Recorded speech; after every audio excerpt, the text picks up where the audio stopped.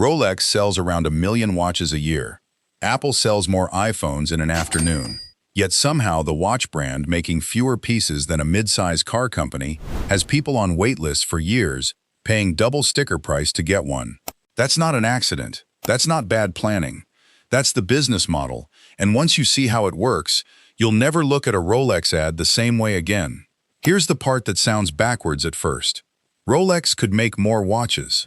They have the factories, the staff, the demand practically begging them to. Instead, they've spent decades doing the opposite of what every other business does when demand goes up. They keep supply exactly where it is, sometimes even tighter, and let the waiting list do the marketing for them. Walk into an authorized dealer and ask for a steel Submariner or a Daytona, and you'll usually hear some version of the same answer. Not available. Maybe check back in a year, maybe 2. Meanwhile, the watch sits behind glass, visible, untouchable, like a museum piece you're allowed to look at but not take home. That contradiction, wanting something you can see but can't have, is doing more heavy lifting for Rolex's brand than any celebrity endorsement ever could. The scarcity isn't really about materials or manufacturing limits, even though Rolex likes to imply that it is. Watchmaking at this level does take time. Movements are assembled by hand, cases are polished in stages, and quality control is genuinely strict. But independent estimates suggest Rolex could increase output meaningfully without dropping quality, and they simply choose not to. The bottleneck isn't the factory floor. It's a decision made somewhere in a boardroom, and it's been made the same way for a very long time.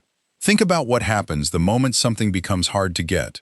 Suddenly a plain steel watch, one that on paper does the exact same job as a $100 quartz watch from a department store, feels like an achievement. People aren't just buying a way to tell time.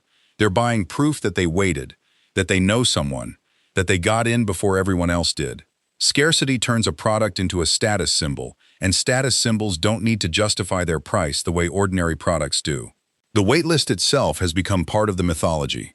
Stories circulate about people waiting 5 years for a particular steel sports model, building relationships with dealers, buying other pieces first, just to prove loyalty before they're even considered for the watch they actually want.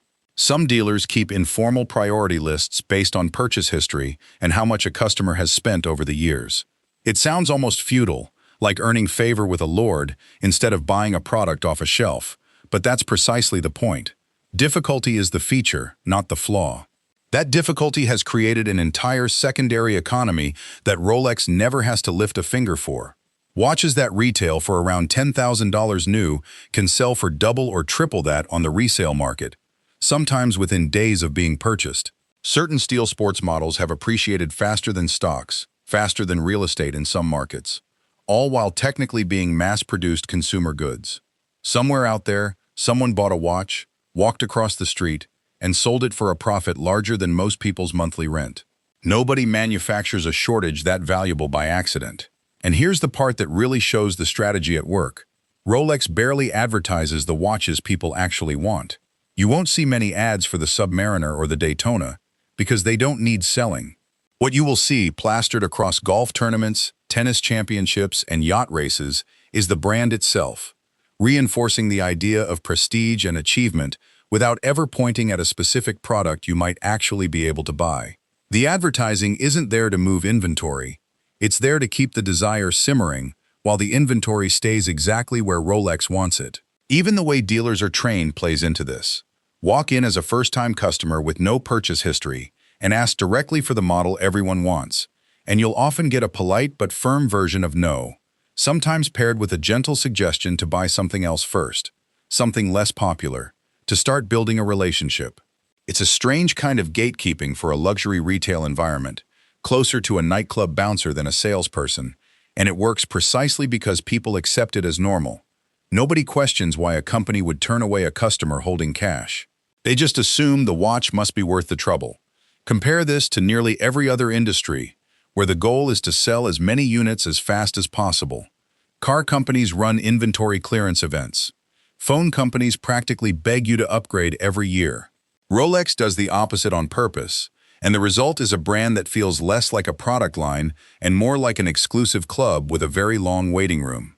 Economists have a name for this kind of behavior, sometimes called a Veblen good, where demand actually increases as the price goes up, because the price itself becomes part of the appeal. Most luxury goods flirt with this idea.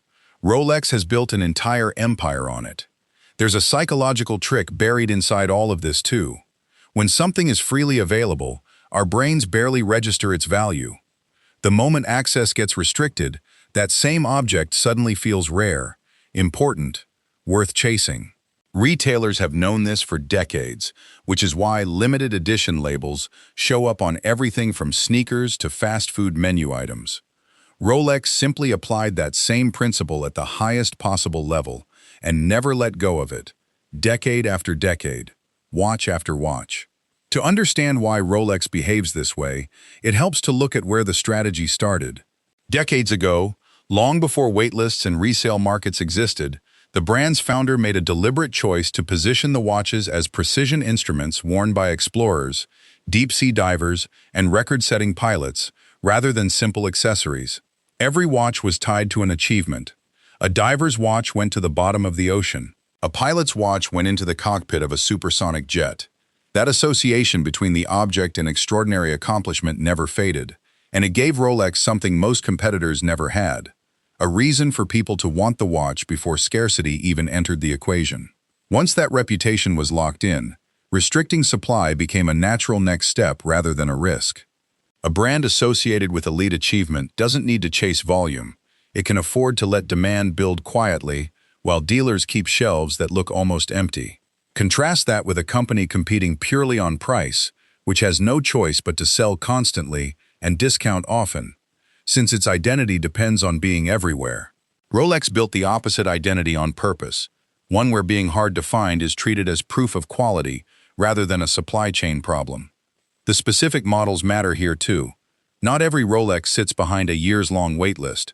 Plenty of models, particularly in gold or with ornate designs, are sitting on shelves the same day you walk in. It's almost entirely the simple steel sports watches, understated and versatile enough to wear anywhere, that trigger real scarcity.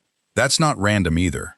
Those are the models most easily recognized by people who know nothing about watches, making them the most efficient status symbols. A gold watch with diamonds announces wealth loudly. A plain steel sports watch, quietly out of stock everywhere, announces something closer to insider knowledge, and that distinction is worth more to a certain kind of buyer than any amount of visible bling. There's also a gray market that thrives entirely because of this engineered scarcity.